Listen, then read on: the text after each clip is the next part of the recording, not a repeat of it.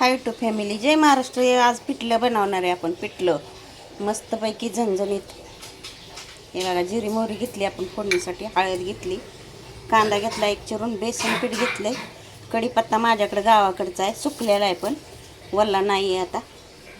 हे बघा, हिरवी मिरची घेतली वाटून, लसूण खोबरं कोथिंबीर घेतलंय बारीक करून, आणि सेपरेट आपल्याला फोडणी द्यायला लसूण टिचून घेतला. असं मी लसूण टिचून टाकते, छान लागते, मस्त लागतं पिठलं.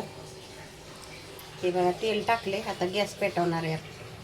हे बघा, पातेल ठेवून मी तेल ओतलेले. आपण आता जिरी मोहरी टाकणार आहे त्याच्यात.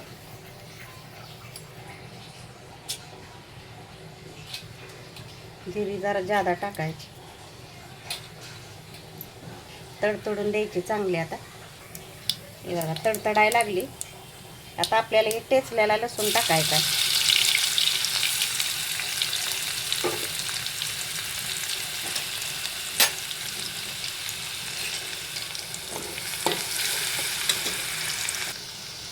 चला, लालसर व्हायला लागलाय.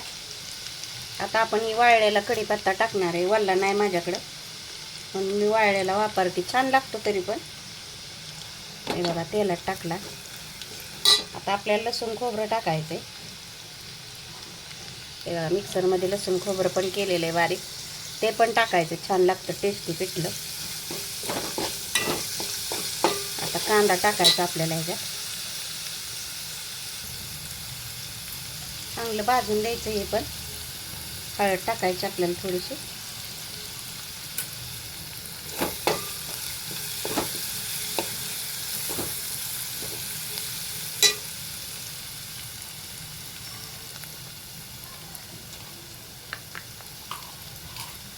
आता कांदा टाकणार आहे आपण.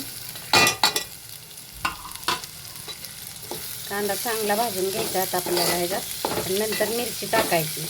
अगोदर नाही टाकायची, खचाकते. आता मीठ टाकून ना थोडासा कांदा भाजून घ्यायचा.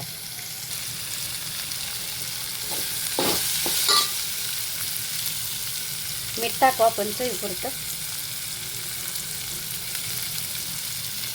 हलवून घेऊ, म्हणजे कांदा भाजतोय चांगला मिठामुळं. मीठ टाकलं ना म्हणजे कांदा चांगला भाजतो. आता ही मिरची वाटलेली टाकायची आपल्याला ह्याच्यात.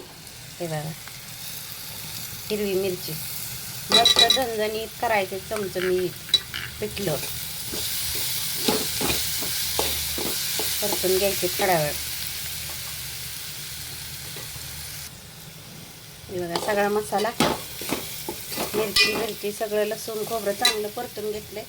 आता आपण मिक्सरचं भांडं आहे ना, हे बघा, खंगळून टाकू. आता पाहिजे तेवढं आपल्याला पाणी ओतायचं. तर हे बघा, पाहिजे एवढं आपल्याला पाणी ओतून घेतलंय मी.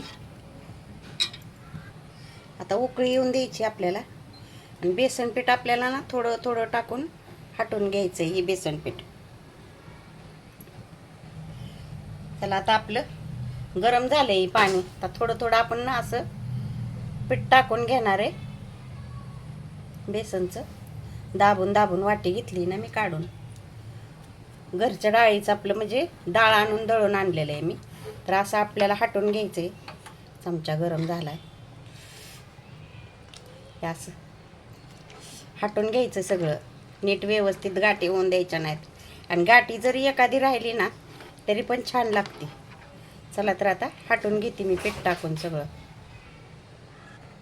तर हे बघा, पिठलं आपलं हटून झालंय. आता थोडीशी राहतात एखादी गाठ बारकी बारकी, पण छान लागतं. हे बघा, अजून शिजून द्यायचं आहे. आता आपल्याला झाकण ठेवायचं आहे, थोडंसं शिजून देणार आहे आपण.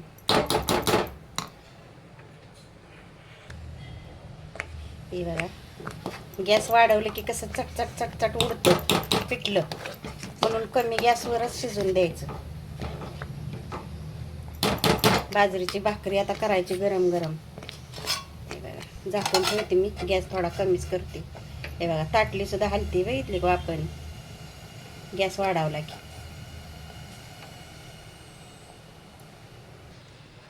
हे बघा, पिठलं आपलं मस्त वापरले. हे बघा, त्याला आता थोडीशी आपण कोथिंबीर टाकू याच्यावर. आणखीन लसूण खोबऱ्यात टाकली, पण अजून टाकूया.